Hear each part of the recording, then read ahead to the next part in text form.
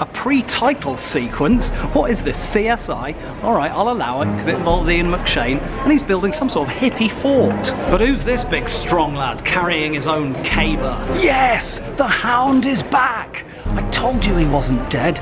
It's Game of Thrones Season 6, Episode 7. And if you thought last week's episode was hastily thrown together under difficult conditions, well, this one is plain ridiculous.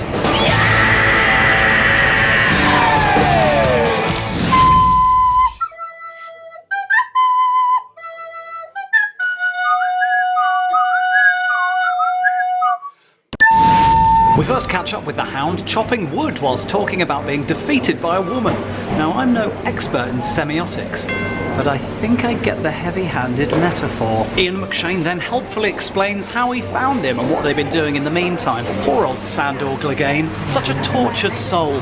I mean, if you thought shooting in central London was a bad idea, this is insanity. I want to know, are you ready for the challenge? Meanwhile, old Cat's Eyes and the Feet are chilling in the wine cellar. Now, she's a smart girl, skilled in manipulation.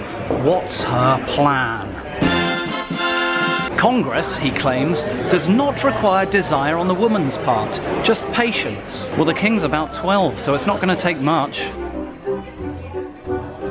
Quick hop over to Cat's Eye's mum, and it seems like bad news. She's spouting scripture and telling her to leave. But what's this at the last minute? A picture of a rose. A plan.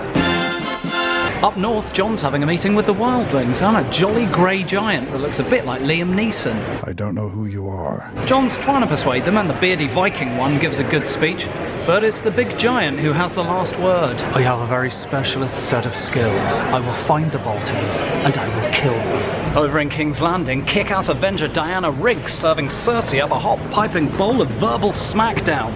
But we're all still wondering, what's the plan?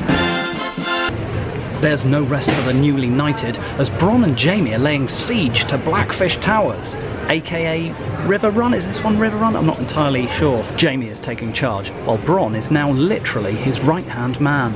Next, we're off to Bear Island, and John's got his hair up while Sansa's wearing eyeliner, so you know they mean business. Evidently, this place is ruled over by a petulant child actor, who initially does not want to capitulate to their demands. Luckily, Sir Davos knows how to deal with kids, and so he gets the entire army on board.